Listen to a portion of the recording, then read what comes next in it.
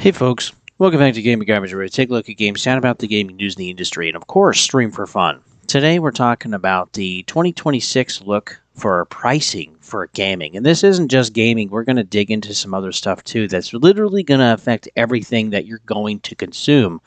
Everything from necessities to services to other products and retail. And oh boy, this is going to be bad. So we're just going to catch up here for a little bit. But yeah, NVIDIA will reportedly cut GPU production by up to 40% as the VRAM crisis continues.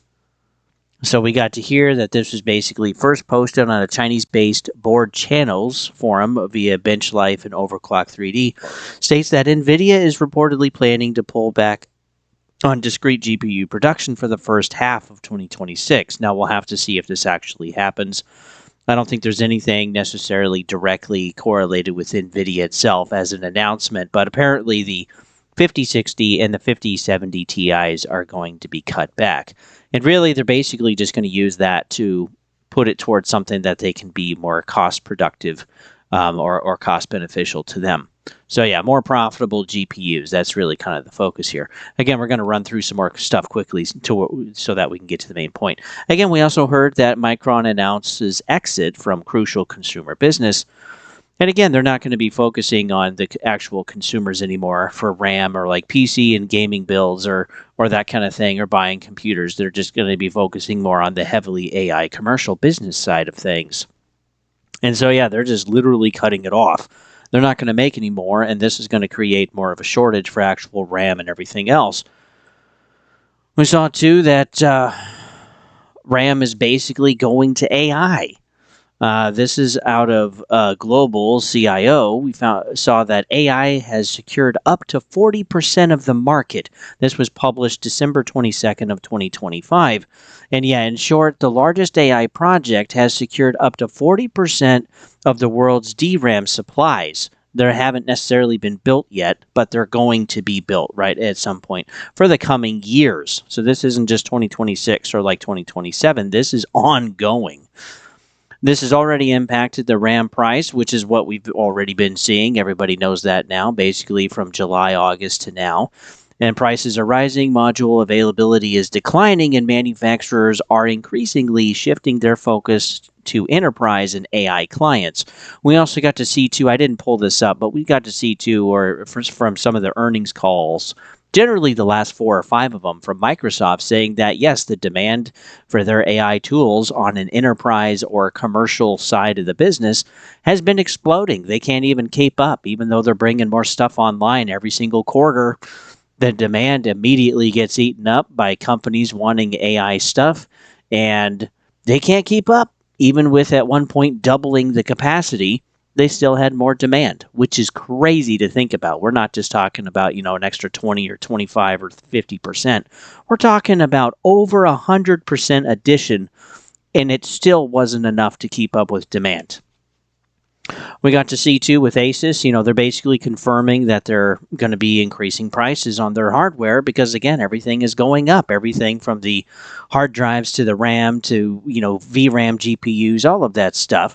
And so, yeah, they're going to be raising their prices, and that already is going to be happening. We see, too, with the real thing, though, that I really want to get into is, this is not just going to be just a few companies. This is also going to be Microchip Tech, MPX, Texas Instruments, Western Digital, SanDisk, Allegro, KLA, Nova, Seagate. They're all looking at higher demand stuff because of all of this AI stuff. And the thing that's getting frustrating to see is that this is happening on a foundational level for all of the big tech industries for the world. And so this is strategic metal investments. They're basically already seeing a pretty big price increase. Now, this would basically be year to date, right? This is last updated January 9 for 2026. But we look at January 2020 to now, most of these I can't pronounce, but I'll let you look at them. But yeah, up 31%, in the last 5 years, up 129% in 5 years, 98%, 196%, 533%. This is, technology metal prices like gallium, 184%, 595%, 176, 195, guys, it's out of control. Just the technology push, the demand for some of these materials, these rare earths, is huge. When we take a look at also the kind of more common metals that are still used in industry, like copper, this is just in a month. We're seeing a pretty big increase in just a month. We're seeing that too for nickel. We're seeing that kind of some for zinc. It's still trending up. Definitely seeing that for lead. Also seeing that for aluminum, iron. And yeah, when you start just looking at all of this type of stuff, it's really going to start getting expensive for your conductors, your capacitors, all of this kind of things, your wiring, whatever you're really using it for. And everything is just up. And the projection for all of this is also just continuing to be up. When we take a look, this is just like a table chart for a breakdown of electrical power that's consumed monthly by region and by each state if you really want to dig into it. Again, this is EIA.gov, electricity monthly. There's the thing right there if you want to use it. But yeah, when we take a look at these numbers, all across an average of all sectors, they're all up in just, roughly a year. The cost of this energy, and these data centers, they really need a ton of energy for all of the AI processing so that we can enjoy these videos. But this isn't just necessarily consumers making fun of some videos that we get to laugh at off the internet. This is also businesses using the AI to make their business more efficient. I mean, we've been seeing the layoffs, the replacement of AI stories since 2023, and it's continuing and will continue into 2026 and probably through the rest of the decade. I forget exactly which bureau it was, but one of them said that roughly 300 million jobs are estimated to be replaced by AI, not just robotics, but just that's a whole nother story, but just by AI in, 2032, 2035. That's fast. That's really fast, guys. That's 300 million global jobs. And that's really kind of insane. And again, you just see the average of every sector from a year ago just going up. Some less, some more. Some of these sectors are down, but generally the residential and the commercial, they're up in every single region of the United States. So yeah, the cost is going up. Also, we're seeing too, this rising power costs and demand. Well, it's also going to stress the grid. And I really want to show this too, because data centers could consume 6.7% to 12% of all U.S. energy use by 2028. Guys, that's like 2.5 years pretty much. This is January of 2026. According to the Department of Energy, quote, they're pretty much the whole boat when it comes to increase in electrical demand. And yeah, that is, oh my word, that is massive.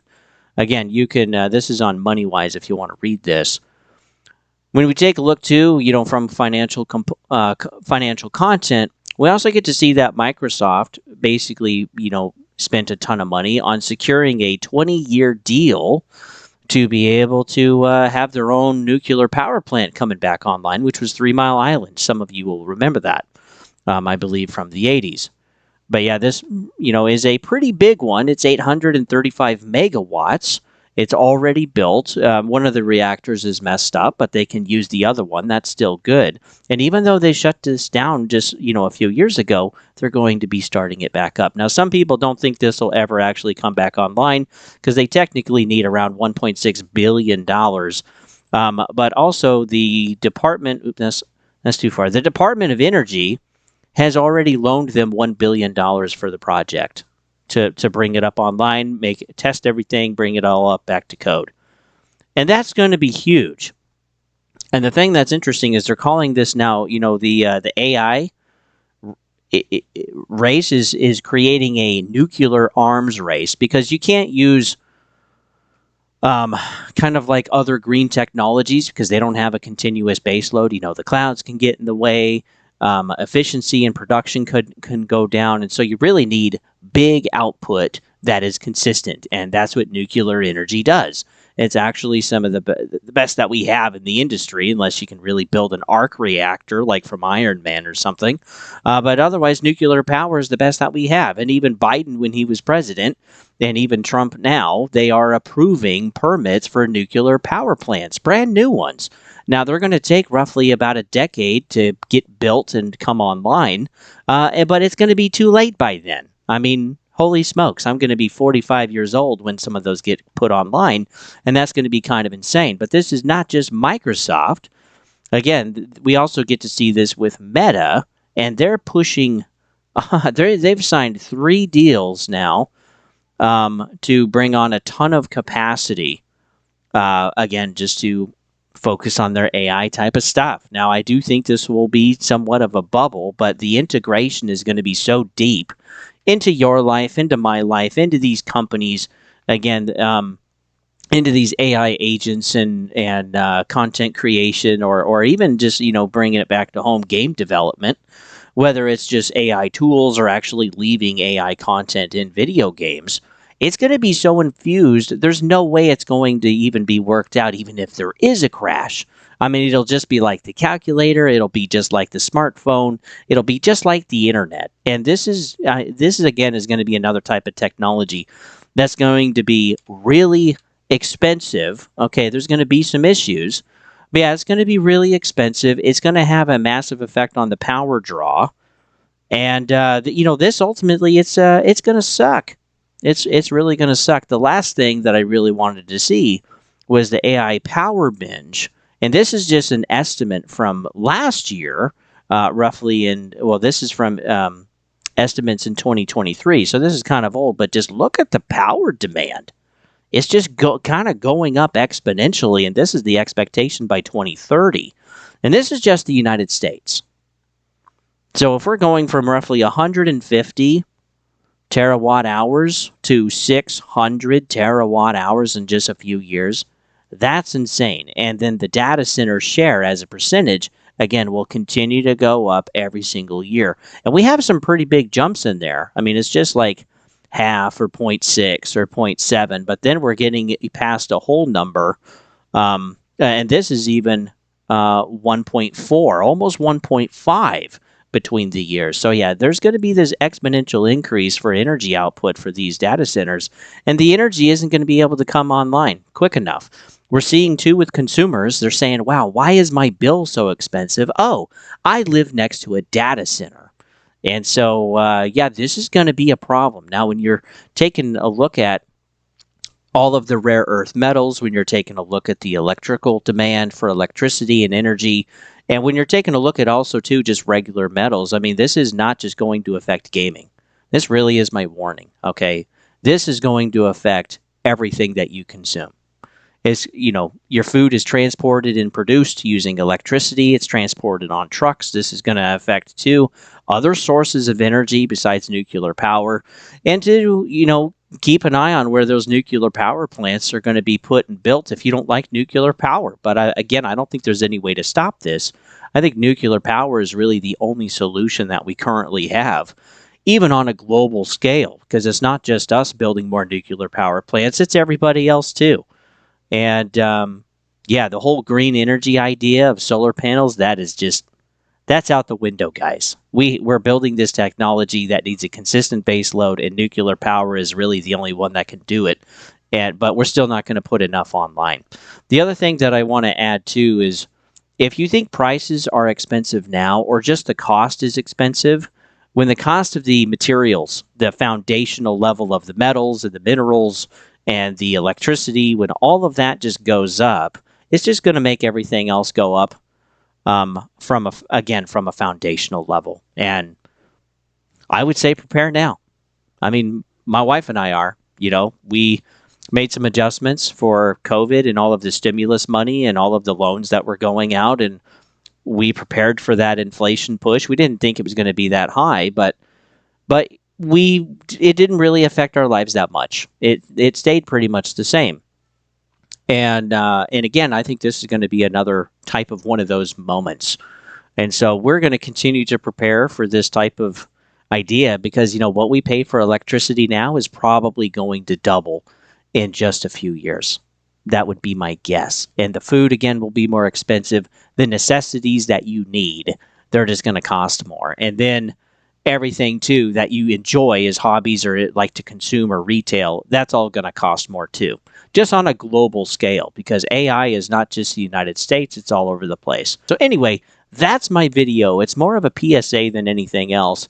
Because, yeah, while it does affect gaming, while it is going to affect the cost of making games, shipping games, the hardware you want to play on, whether the GPU is going to be $5,000 now instead of $2,000, or that the prices are going to go up, or whether that games are going to be $80 now to supplement some of the cost, there is just a problem where we're not able to get away from just the cost of everything going up, and not just going up today and stabilizing tomorrow. No, it will continue. That's the problem. And again, this is not just gaming. This is going to be everything. Buying the lights on your Christmas tree, to putting gas in your car, to the food that you're eating, all of that. And it could be really bad. It could be lagged and delayed. It could be slow and incremental every year. And again, we don't know. I have no idea. But the demand is there. The projections are there.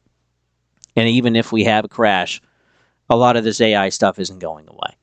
Because companies are trying to save money, find the power, find the resources, the rare earth metals and metals to make their stuff. And everybody's doing it all at the same time. And so, yeah, the demand is super high right now. I don't think it'll stay there for the rest of my life. But right now it's going to be pretty volatile. So prepare accordingly. With that, folks, you can follow me at Gaming Garbage 22 over at YouTube. There's various content that comes out every week. And hey, if something's not for you, that's okay. Just skip right on through and wait for the next thing. Also, too, if you're interested in particular topics or things, or whether it's playthroughs or news or states of gaming, whatever, like deep dives, well, there's playlists for those on YouTube. You can also follow me, too, over at Twitch if you'd like at Don't Tread on Thee. And, when I'm playing video games, I'll definitely chat with you guys if you want to talk. And if you'd rather, too, just be a silent partner, that's totally okay, too.